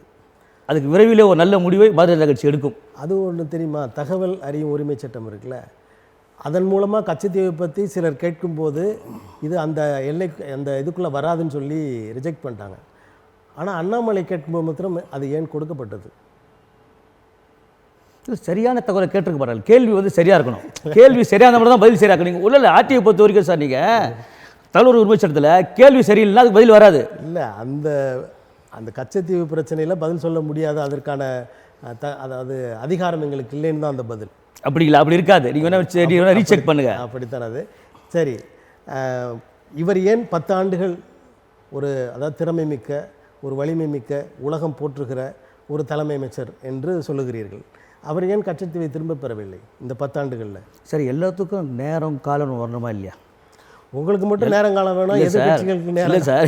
எல்லாத்துக்கும் இப்போது நீங்கள் பார்த்தீங்கன்னா இந்த எலெக்ஷன் பரப்புரில் நாங்கள் போகிறப்போ நாங்கள் புதுசாக நிற்கிறோம், நாங்கள் வந்து அதை செய்வோம்னு சொல்கிறோம். இப்போ எங்கள் கேண்டிடேட்ஸ், எங்கள் வேட்பாளர்லாம் நாங்கள் வந்து அதை செய்கிறோம்னு சொல்கிறோம். ஏன்னா நாங்கள் புதுசாக பார்க்குறோம், இங்கே ரோடு இல்லை, பிரிட்ஜ் இல்லை, அது இல்லைன்னு. ஏற்கனவே ஜெயிச்சவனே 5 வருஷம் பொறுத்து ஒன்றுமே செய்யாமல் நான் மறுபடியும் வந்து அதை செய்வேன்றான். இது எந்த வகையில் நியாயம்? அது ஏற்கனவே ஜெயிச்சு 5 வருஷம் இருந்த எம்பி இப்போ நீங்களும் புதுசாக ஊருக்குள்ளே வரா மாதிரி, தொகுதியில் வரா மாதிரி. இப்போ மோடி அதை தானே செய்கிறாரு. இல்லையே, 10 வருஷமாக நாங்கள் அவர் இருந்திருக்காரு, செஞ்சுருக்காரு. ஆமாம் சார். மறுபடியும் செய்ய போகிறோன்னு தானே சொல்கிறாரு. செய்யாததையும் இனிமேல் செஞ்சு தருவோன்னு தானே சொல்கிறாரு. சார், இப்போ நான் சொல்லுவது தமிழ்நாட்டு சொல்கிறேன். தமிழ்நாட்டில் எம்பி, ஆமாம், இந்த எம்பி விஷயத்தை சொல்லிட்டு இருக்கிறேன். இப்போ கடந்த எம்பி என்ன செயல் தமிழ்நாடு அரசு சொல்லிட்டு இருக்கிறான்னு அவர் தான் தமிழ்நாடு அரசியல் பேசிட்டு இருக்கிறவங்க செய்யலைன்னு சொல்கிறீங்களே. மத்திய அரசு என்ன செய்தது? நாங்கள் சரியாக செஞ்சுருக்கிறோம். அதற்கான வெற்றியை நாங்கள் பார்க்க போகிறோம், நீங்களும் பார்க்க போகிறீங்க. நீங்கள் செய்திருந்தால் நீங்கள் பரப்புரையே தேவையில்லை, எதிர்க்கட்சி தலைவர்களை பற்றி பேச வேண்டிய அவசியம் இல்லை, அமலாக்கத்துறையோ அல்லது வருமான வரித்துறை அதிகாரிகளோ எதிர்க்கட்சி மேலே ஏவ வேண்டிய அவசியம் இல்லையே. சார் அப்படி வந்து யாரும் ஏவுறதில்லை சார். அது வந்து ஊடகங்களால் வந்து பொய் பிரச்சாரம் செய்யப்படுகிறது. அவர்கள் தன் கடமை செய்கிறார்கள். எப்படி சட்டம் தன் கடமை செய்யுமோ அவர்கள் தன் கடமை செய்கிறார்கள். அதாவது ஒரு ரெய்டு போகிறாங்க, ஒரு 20-30 நாள் அந்த எந்த கம்பெனி மேலே போனாங்களோ அந்த நிறுவனம் வந்து தேர்தல் பத்திரம் மூலமாக காசு கொடுக்குறாங்க, அதுக்கப்புறம் அது கேஸ் இல்லாமல் போகுது. அது எப்படி? அப்படி இல்லை, தேர்தல் பத்திரத்தில் வந்து எல்லா கட்சிகளும் அதை வாங்கியிருக்காங்க. தவறானவன் குற்றமுள்ளவன்ற போது அவன்கிட்ட காசு வாங்கலாமா நீங்கள்? சார், குற்றம் உள்ளவட்ட யார்கிட்ட வந்து காசு வாங்கினா வந்து ரெக்கார்டு கிடையாது. அப்புறம் அமலாக்கத்துறையா? ஏன்னா தமிழ்நாட்டில் தான் ரெக்கார்டு இருக்குது. மார்ட்டின் கிட்ட காசு வாங்கினா ரெக்கார்டு இருக்குது. திராவிட முன்னேற்ற கழகம் சூது பாரதிய ஜனதா வாங்கியிருக்கிறாங்க. கேளுங்க, மார்ட்டின்கிட்ட காசு வாங்கினா ரெக்கார்டு வந்து மிகப்பெரிய அமௌண்ட் கைமாறு ரெக்கார்டு வந்து திராவிட முன்னேற்ற கழகத்தில் தான் குடிச்சாரு. அதாவது திராவிட முன்னேற்ற கழகம் வாங்கியதை விட 10 மடங்கு பாரதிய ஜனதா கட்சி மார்ட்டின் அவர்கிட்ட வாங்கி இருக்கிறதாக தகவல் வந்திருக்கு. அதை வந்து அந்த வங்கியே கொடுத்துருக்காங்க, ஸ்டேட் பேங்க்கு. அப்படியெல்லாம் இருக்கிறது. சரி, நம்ம தமிழ்நாட்டில் உங்கள் தலைவர் அண்ணாமலை அவர்கள் சிறுபிள்ளைத்தனமாக நடந்து கொள்கிறார் என்று சிலர் பேசுகிறார்கள். அது என்ன சொல்கிறாங்கன்னா, ஊடகம் வந்து ஊடகத்தினர் வந்து அவர் பின்னாடி போகிறாங்க, அங்கே என்ன நிகழ்வுகளை ஒளிபரப்புகிறாங்க, அவர் பேசுகிறது அவருக்கும் அது சாதகமானது, லாபகரமானதாக தான் இருக்குது. நீங்கள் என்னோட வரீங்க, உங்களையும் சேர்த்து தேர்தல் கமிஷன் வந்து வண்டிகளை கணக்கிடுறாங்க. அது அந்த அவர்களை திட்டுவதை விட அந்த முதலாளியில் கூப்பிட்டு அவர்கிட்டையும் பேசுகிறார், இப்படிலாம் வரவிடாதீங்கன்னு.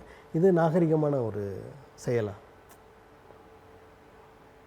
நான் எதுவும் கேள்விப்படல சார். நான் ஒரு 6-5 நாட்களாக அது போய் கொண்டிருக்கேன், கேள்விப்படல. அதெல்லாம் இந்த மாதிரியான ஒரு அனுபவம் இல்லாத செயல்பாடுகளை செய்கிற ஒருவரை நீங்கள் எப்படி தலைவராக ஏற்றுக்கொண்டு இந்த தமிழ்நாட்டிலே பாரதிய ஜனதா கட்சியை வளர்க்கப் போகிறீர்கள்? வளர்ந்து விட்டது. திரு அண்ணாமலை அவர்கள் தலைமையில் பாரதிய ஜனதா வளர்ந்து விட்டது. தாமரை வளரப்போகிறது. வளர்ந்து விட்டது தான் சொல்லணும், வளரப்போகிறது. இல்லை, எங்களுடைய எழுச்சி தலைவர் அவர். அதாவது ஒரு ஊடகம் துரத்துகின்ற பொழுது துரத்தாதீங்கன்னு சொன்னால் நீங்கள் தவறுன்னு சொன்னால் எப்படி சார்? பிரைவேசின்னு ஒன்று இருக்குல்ல. இல்லை, உங்களுக்கு இப்போது பிரைவேசின்னு ஒன்று இருக்குது. இப்போ ஊடகம் அப்புறம் பாருங்கள், துரத்தாதீங்க நாளைக்கு பரப்புரையில் வந்து பிரவேசி தனித்துவமாக அவர் தனியாக போய் அவரோட தனிப்பட்ட செயல்பாடுகளில் உள்ள வர்றது தவறு. ஆனால் இது நாடாளுமன்ற தேர்தலுக்கு வாக்கு கேட்க போகிறாரு, அதில் எப்படி நீங்கள் ஊடகத்தை வரக்கூடாதுன்னு சொல்ல முடியும்? சரி, அதற்கு பதில் இல்லை. அடுத்து அமித்ஷா வந்து ஒரு பெரிய அதாவது தலைமை அமைச்சரையும் தாண்டி அவரை நடத்துகிறவராக இருக்கிறார் என்று சொல்கிறாங்க. அவருடைய செயல்பாடுகள் எல்லாம் அதானிக்கு உதவி செய்கிறதாகவே இருக்கிறது. இதை நீங்கள் எப்படி பார்க்கிறீர்கள்? சார், அதானி வந்து இன்றைக்கி வந்து மிகப்பெரிய தொழிலதிபர் சார் நாட்டில். அதானியை வந்து நம்ம வந்து கொண்டாடணும். இன்றைக்கி வந்து அதானியால் பல லட்சம் பேருக்கு வந்து வேலை வாய்ப்பு இருக்குது. பல லட்சம் போர்ட்லலாம் வந்து வேலை வாய்ப்பு இருக்குது. இன்றைக்கி எல்லா போர்ட் எக்ஸ்பேன்ஷனும் வந்து அதானி பண்ணியிருக்கிறாரு. இன்றைக்கி 10 ஆண்டு கால மன்மோகன் சிங் ஆட்சியில் பண்ணாததெல்லாம் இந்த 10 ஆண்டு கால எங்களுடைய நரேந்திர பிரதமர் நரேந்திர ஆட்சியில் பண்ணியிருக்கிறோம். பல லட்சம் தொழிலாளர்கள் வேலை வாய்ப்பு கொடுத்துருக்காங்க. அவரை கொண்டாடுற என்ன தப்புன்னு கேட்குறேன். அதானியையும் அம்பானியும் கொண்டாடுற என்ன தப்புன்னு கேட்குறேன். ஆண்டுக்கு 2 கோடி பேருக்கு வேலை அப்படின்னு ஒரு உறுதிமொழி கொடுத்தீங்க. அது என்னாச்சு? அது போயிட்டுருக்கு, வேலை கொடுத்துட்ருக்குறோம். அது உங்களுக்கு கணக்கு சொல்லுவோம், நாங்கள் கொடுத்துட்ருக்குறோம். ஆனால் அது இன்னும் நிறைவடையவில்லை. இன்னும் நிறைவடையில் கொடுத்துட்ருக்குறோம். சரி, அதானி பற்றி பேசணும். அதானி வந்து அவருடைய துறைமுகங்கள் நிறைய பெருகிவிட்டன. அவருடைய துறைமுகத்தில் போதைப் பொருள்கள்லாம் கண்டுபிடிக்கப்பட்டு அதெல்லாம் எடுக்கப்பட்டன. அவர் மேலே எந்த விதமான வழக்கும் இல்லை, அது தொடர்பான எந்த விதமான நடவடிக்கையும் இல்லையே. இது வந்து ஒரு தவறான குற்றச்சாட்டு சார். வந்து இருந்து போதைப் பொருள் அந்த துறைமுகம் வழியாக தான் வருது சார். இல்லை, நீங்கள் சொல்கிறது வந்து கடல் மார்க்கம் வழியாக போதைப் பொருள் வருவது என்பது ஏற்றுக்கொள்ள விஷயம். அதை நீங்கள் அதானி மேலே திணிக்கிறீங்க பற்றியா, அதுதான் ஏற்றுக்கொள்ள முடியாத விஷயம். ஏன்னா ஒரு போர்ட் ஹேண்ட்லிங் அவர் தானே பொறுப்பு. இல்லை சார், போர்ட் ஹேண்ட்லிங் பண்ணுறாங்க, தொழில் பண்ணுறாங்க. இப்போ பஸ்ஸில் இப்போ நீங்கள் சொல்கிறது எப்படி இருக்குதுன்னா, பஸ்ஸில் வந்து எதாவது கடத்தின்னு போனால் டிரைவர் மேலே கண்டக்டர் மேலே குற்றச்சாட்டு சொல்கிற மாதிரி இருக்குது. நீங்கள் சொல்கிறது பஸ்ஸில் எவனா ஏறி கடத்தின்னு போயிட்டா டிரைவர் மேலே கண்டக்டர் மேலே குற்றச்சாட்டு சொல்கிற மாதிரி இருக்குது. ஒரு ரூமுக்குள்ளே ஹோட்டல் ரூம் போட்டவன் ஏதாவது கொண்டு வந்து வச்சுருந்தா தவறான பொருளை ஹோட்டல் ஓனர் மேலே சொல்கிற மாதிரி இருக்குது. நீங்கள் சொல்கிறது அவர் நிர்வாகத்தில் இருக்கிறவங்க அதுக்கு பொறுப்பு ஆவாங்க சார். எல்லாத்தையும் எல்லோரும் செக் பண்ணிட்டு இருக்க முடியாது சார். நீங்கள் பார்த்தீங்கன்னா நீங்கள் தேர்தல் கமிஷனு பணம் பிடிக்கிறான், அங்கே பிடிச்சேன் இங்கே பிடிச்சேன்னு சொல்கிறாங்க தவிர எல்லாத்தையும் செக் பண்ணால் நிறைய பண்ண மாட்டோம். எல்லோரும் வருஷ பத்திரிக்கை செக் பண்ணால் நிறைய பண்ண மாட்டோம், நிறைய பொருட்கள் மாட்டோம். ஏதோ அங்கே ஒன்று இங்கே ஒன்று பிடிக்கிறாங்க. 3 கோடி மாச்சு, 4 கோடி மாச்சு, 5 கோடி மாச்சுன்னு சொல்கிறாங்க. அந்த ஒரு ட்ரெயினை மட்டும் பார்க்குறீங்க, சுற்றி எவ்வளோ பஸ் சுற்றிட்டு இருக்குது, எவ்வளோ கார் சுற்றிட்டு இருக்குல்ல. அந்த கார்லாம் பிஜேபி பணம் வந்துட்டு இருக்கா? பிஜேபி பணம் கிடையாது சார். அது நீங்கள் எப்படி சார் பிஜேபி பணம்னு சொல்கிறீங்க?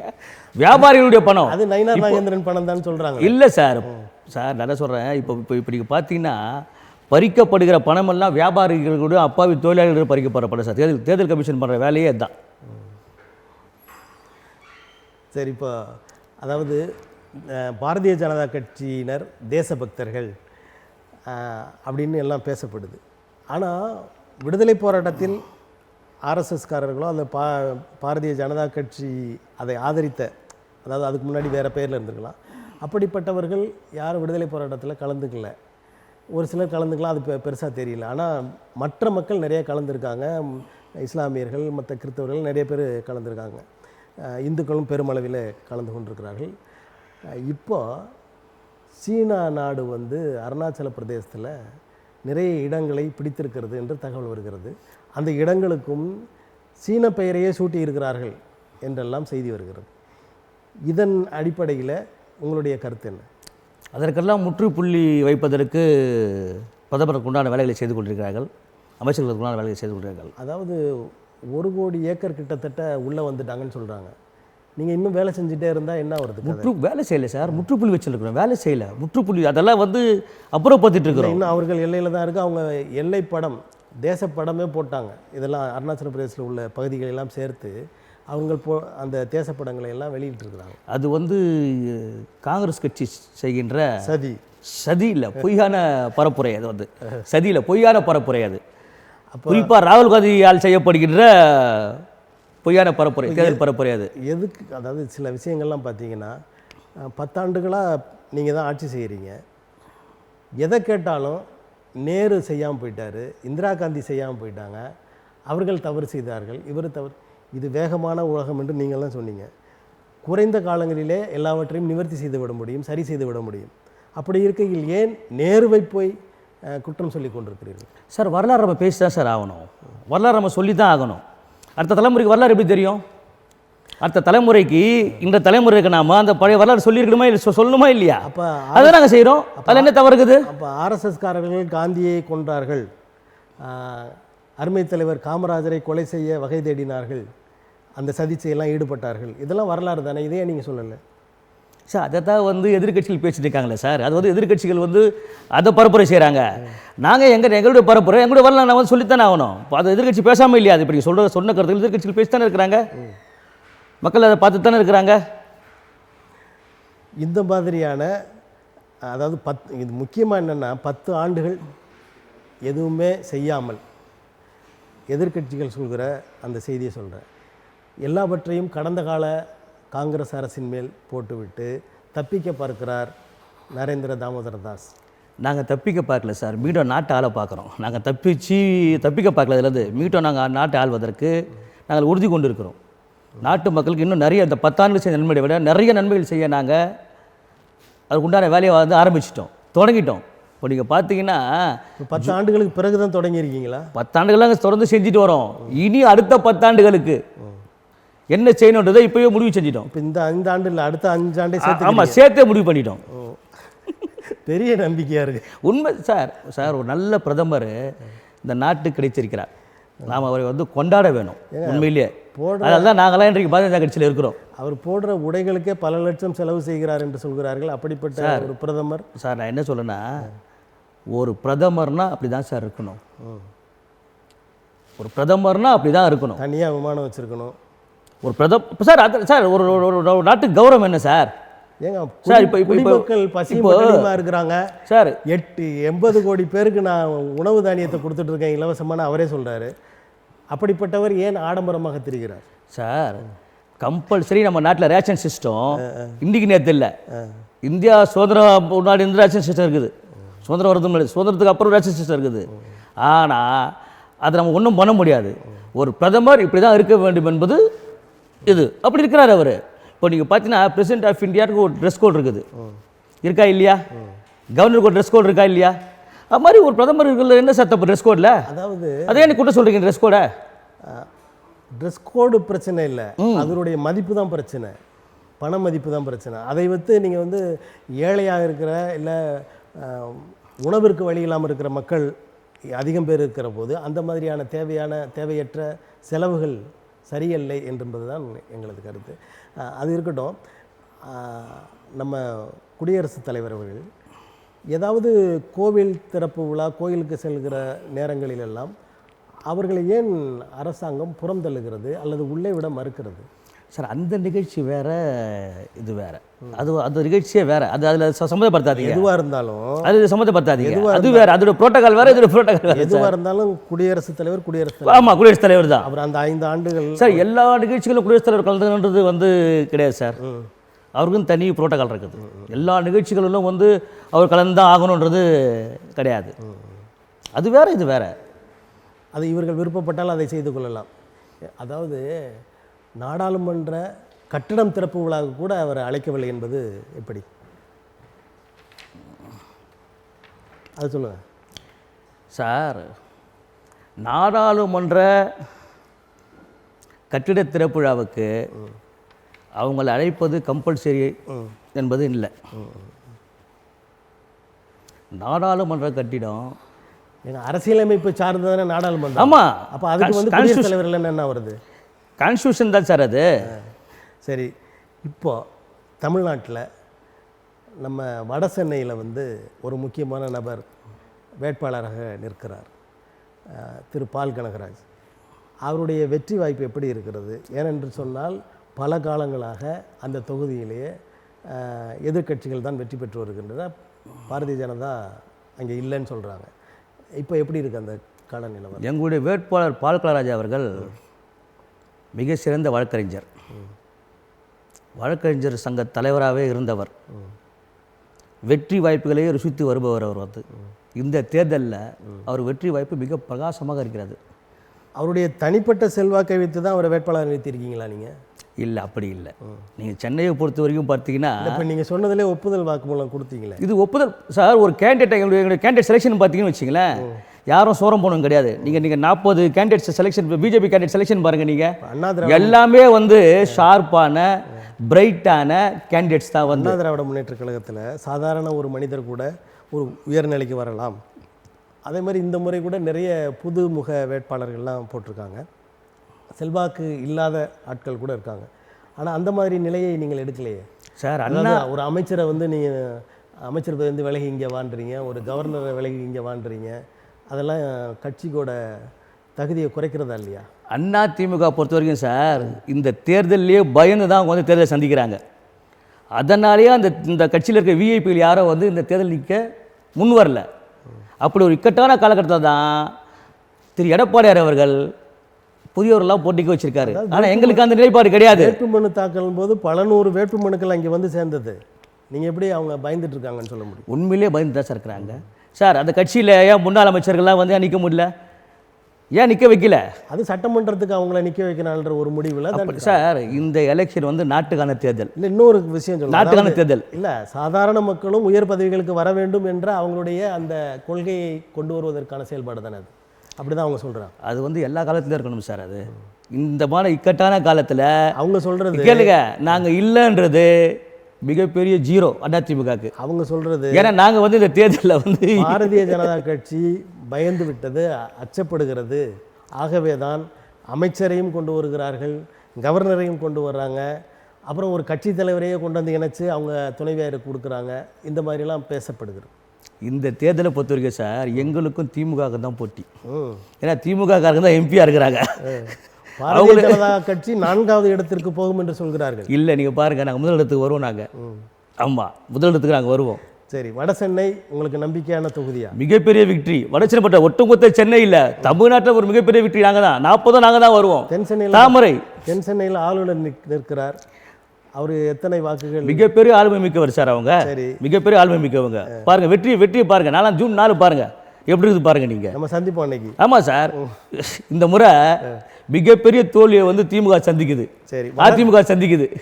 பாரதிய ஜனதா கட்சி வடநாட்டில் எந்த நிலையை வகிக்கும், எந்த நிலையில் அவங்க இடங்களை எல்லாம் பெறுவார்கள்னு நினைக்கிறீங்க? 400க்கு மேல் நாங்கள் சொல்லிட்டு ஒட்டுமொத்தமாக இந்தியா முழுக்க பாரத தேசம் முழுக்க 400க்கு மேல் நாங்கள் வந்து ஆட்சி அமைப்பது உறுதி. போன முறை வந்து வடநாட்டில் தான் அதிகமான இடங்கள் கிடைத்தது. ஒரு உச்சநிலைக்கு போன பிறகு அங்கேருந்து குறைவதற்கான வாய்ப்புகள் உண்டு. நீங்கள் ஆனால் இன்னும் கூடுன்னு சொல்கிறீங்க. நாங்கள் 10 ஆண்டு கால சிறப்பான ஆட்சியை கொடுத்துருக்காரு சார் எங்களுடைய நம்முடைய பாரத பிரதமர் திரு நரேந்திர மோடி அவர்கள். அந்த நம்பிக்கை தான் எங்களுக்கு. அந்த நம்பிக்கை தான். இந்த நம்பிக்கை 10 ஆண்டு ஆட்சி என்பதை மாயை தோற்றமாக்கி வாக்குப்பதிவு இயந்திரத்திலே வேலையை செய்ய இருக்கிறார்கள் பாரதிய ஜனதா கட்சியினர். அது வந்து தவறான குற்றச்சாட்டு சார். வாக்குப்பதிவு எதிர்த்தை நீங்கள் குற்றச்சாட்டுறீங்க. சரி, அது இருக்கட்டும். ஒரு மனுஷன் மேலே உள்ள நம்பிக்கை நாங்கள் வைக்கிறோம், நீங்கள் எந்திரத்து மேலே நம்பிக்கை நீங்கள் வைக்கிறீங்க. அதாவது பொதுவாக நாங்கள் மனுஷன் நம்புகிறோம், வாக்காளர்கள் நம்புகிறோம், மக்களை நம்புகிறோம். பொதுவாக வளர்ந்த நாடுகள், மிகப்பெரிய நாடுகள்லாம் வாக்குப்பதிவு அந்த வாக்குச்சீட்டு முறையில் தான் பண்ணுறாங்க. ஆனால் இந்தியா மட்டும் ஏன் அதை இன்னும் வாக்குப்பதிவு இயந்திரத்தை பிடித்து தொங்கி கொண்டிருக்கிறார்கள்? சார் ஒட்டுமொத்த மக்களும் டிஜிட்டலைஸ் ஏற்றுக்கிறாங்க. இன்றைக்கி டிஜிட்டல் டெக்னாலஜியை ஒட்டுமொத்த மக்களும் ஏற்றுக்கினாங்க. டிஜிட்டலில் உண்மை இல்லையே. உங்கள் சிஐஜி அறிக்கை ஒன்று கொடுத்தாங்க தெரியுமா, பாரதிய ஜனதா கட்சி மோசம் பண்ணிடுச்சுன்னு. அதில் ஒரே எண்ணில் வந்து பல லட்சம் பேர்களுக்கு மருத்துவ உதவி செய்ததாக பணம் பெறப்பட்டிருக்கிறது. இப்போ டிஜிட்டல் எப்படி நம்புறது சார்? இன்றைக்கி எல்லாமே டிஜிட்டல் பணம் பரிமாற்றம் தான் சார். டிஜிட்டலில் இன்றைக்கி டிஜிட்டல் தவறாக சொன்னால் இன்றைக்கி வந்து இயங்காது சார். இந்தியாவே இயங்காது வந்து உங்களுக்கு இன்றைக்கி அவ்வளோ அழகாக போயிட்டுருக்கு டிஜிட்டல். நீங்கள் அதுக்காக சொல்கிறீங்களா, அல்லது இந்த ஊழல் யாருக்கும் தெரியக்கூடாது, அல்லது நம்ம செயல்பாடுகள் யாருக்கும் தெரியக்கூடாது, வாக்குப்பதிவு இயந்திரத்தில் செய்கிற வேலைகள் தெரியக்கூடாதுன்ற நிலையில் நீங்கள் டிஜிட்டல் ஆதரிக்கிறீங்களா? அப்படி இல்லை, ஒட்டுமொத்த மக்களும் டிஜிட்டல் ஆதரிக்கிறாங்க. ஒட்டுமொத்த மக்களும் இன்றைக்கி டிஜிட்டல் பயன்பாடு தான் இருக்கிறாங்க. நீங்கள் எல்லாமே டிஜிட்டலைஸ் ஆகி போயிடுச்சு. அது தவறான குற்றச்சாட்டு. நீங்கள் வந்து எந்திரத்து மேலே தவறான குற்றச்சாட்டு வைக்கிறீங்க. நீங்கள் வந்து அப்படி டிஜிட்டல் மயமாகிவிட்டால் ஒவ்வொரு வேட்பாளருடைய அந்த ஆதார் எண்ணை வாக்குப்பதிவோட இணைத்து யார் யார் போட்டிருக்காங்கன்றதை கொண்டு வரலாம்ல. அல்லது இந்த விவிபேடை அந்த என்ன சொல்கிறாங்க அந்த தாளை அதை என்றதுக்கு நீங்கள் ஒத்துக்கலாம்ல சார்? தேர்தலை பொறுத்தவரைக்கும் எல்லாம் கேட்டுக்க சார். ஒரு ரகசியமான ஒன்று, நீங்கள் வாக்கு போடும்போது உங்களுக்கு ஒரு ரகசியம் காக்கப்படணும். வாக்கு செலுத்துவது ஆமாம், ரகசியம் காக்கப்படணும். வாக்கு எண்ணிக்கை அப்போ வாக்கு எண்ணிக்கை ரகசியம் கிடையாது, அது பப்ளிக்கு. ஆனால் ஒரு வாக்கு செலுத்தும் போது மிகப்பெரிய ரகசியம் காக்கப்பட வேண்டும். அதுதான் தேர்தல் நடைமுறை சிஸ்டமே அதுதான். அது உண்மை. ஆனால் அவங்க போட்டாங்களா இல்லை அவங்க போடலையா, யார் பேரில் இன்னும் யார் போடுறாங்கன்றது தெரியணும்ல. அந்த கள்ள ஓட்டுகள் அல்லது அந்த இயந்திரத்தில் எதுவும் குளறுபடிகள் செய்யாத ஒரு நிலை இருக்கிறது என்பதை அந்த டிஜிட்டல் உலகம் தெரிவிக்க வேண்டும் தானே? இல்லை சார், இதெல்லாம் நீங்கள் வந்து தேர்தல் கமிஷனில் முறையிட வேண்டியது. இதெல்லாம் நீங்கள் முன்கூட்டியே தேர்தல் கமிஷன் உங்கள் கையில் தானே இருக்குது. அப்படின்னு யார் சொன்னது? இப்போ அவர்களை நியமித்த தேர்தல் கமிஷன் மிக நியாயமாக மிக வெளிப்படைத்தன்மை தேர்தல் நடத்துது சார். தேர்தல் கமிஷனு மிக நியாயமாக வெளிப்படைத்தன்மை தேர்தல் நடத்துது. சண்டிகாரில் நடந்த தேர்தலை பார்த்தோமே, ஒருத்தர் அந்த சீட்லேயே கிரிக்கிட்டு இவங்க பாரதிய ஜனதா வெற்றி பெற்றதை அறிவிச்சார். அதாவது அந்த ஓட்டு தாள்லேயும் அந்த வேலை பண்ணுறாங்க, இயந்திரத்தில் எப்படி பண்ணாமல் இருப்பாங்க? பாரதிய ஜனதா கட்சி வளர்ந்து விட்டது என்று சொல்லி அப்படி ஒரு மாய தோற்றத்தை பிம்பத்தை ஏற்படுத்திவிட்டு இந்த வாக்குப்பதிவு இயந்திரத்தின் மூலமாக அதை நிறைவேற்றிக் கொள்கிறார்கள். சார், நாங்கள் அப்படி ஒரு மாய தோற்றத்தையும் பிம்பத்தை ஏற்படுத்த வேண்டிய அவசியம் இல்லை. ஏன்னா இன்றைக்கு ஊடகங்கள் ஆயிரக்கணக்கான ஊடகங்கள் இருக்குது. ஊடகங்கள் தான் வந்து ஒரு தலைவரை வந்து வெளிக்கொண்டு வருது. இல்லை, ஊடகங்கள் எல்லாவற்றையும் நீங்கள் விலைக்கு வாங்கிட்டீங்கன்றாங்களே. நீங்கள் வேலை போயிட்டீங்களா? நாங்கள் வேலை போகலை. அப்போ எப்படி சொல்கிறீங்க? பெரும்பான்மை ஊடகத்தினர் போயிட்டாங்க அப்படின்னு லிஸ்ட்டு கொடுங்க, யார் சொல்கிறாங்கன்னு லிஸ்ட்டு கொடுங்க, ஆர்வம் தான் கொடுங்க. நீங்கள் வேலை போகல அப்படி சொல்கிறீங்க. அதனால தான் இந்த கேள்விகள்லாம் கேட்குறோம். நாங்கள் கேட்காத ஊடகத்தினர் விலை போயிட்டாங்கன்னு தான் சொல்ல முடியும். சார், பிடிச்சவங்க பிடிக்காதவங்க ஒரு லிஸ்ட் இருக்குது சார். ஒரு மனிதனுக்கும் பிடிச்சவங்க அதுக்கேற்ற மாதிரி பேசிகிட்டு இருப்பாங்க. ஒன்றியத்தில் மறுபடியும் பாரதிய ஜனதா கட்சி ஆட்சி அமைத்தால் தமிழ்நாட்டுக்கு என்னென்ன செய்வீர்கள்? நிறைய செய்வோம் சார். அதான் என்னென்ன செய்வீங்க? தலைவருக்கு தான் இருக்குது, எங்களுடைய எழுச்சி தலைவருக்கு தான் இருக்குது லிஸ்ட்டு. என்னென்ன வரணும் நம்ம தமிழ்நாட்டுக்கு. தொல் திருமாவளவனை கேட்கணுமா? ஏன்னா எழுச்சி தமிழர்னு சொன்னீங்களே, அதுக்காக. எழுச்சி தலைவர் சொன்னேன் சார். எழுச்சி தலைவர் சொன்னேன், எழுச்சி தமிழர் அவர். எழுச்சி தலைவர். நன்றி. இதுவரை நீங்கள் வந்து உங்களது பொன்னான நேரத்தை தமிழன் தொலைக்காட்சிக்காக தந்து மக்களுக்கு உங்கள் தரப்பு நியாயங்களையும் செயல்பாடுகளையும் கூறினீர்கள். உங்களுக்கு எங்களது நெஞ்சார்ந்த நன்றி. வணக்கம் சார். நன்றி சார். நேயர்களே, அரசியல் அரங்கம் நிகழ்வில் இன்று திரு தலித் குடிமகன் அவர்களை நேர்கொண்டோம். அடுத்த நிகழ்வில் வேறொரு ஆளுமையுடன் சந்திக்கிறேன். நன்றி, வணக்கம்.